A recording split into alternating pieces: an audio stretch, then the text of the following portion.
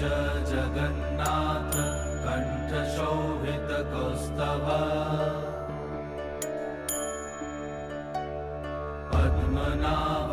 वेदगर्भ चन्द्रसूर्यविलकना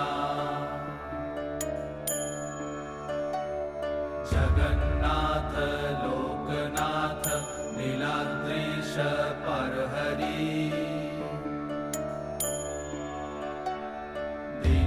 दीनबन्धुर्दया सिन्धु कृपालु जनरक्षका कम्बुपाणि चक्रपाणि पद्मनाभ नरोत्तम जगत्तं पालको व्यापी सर्वव्यापी सुरेश्वर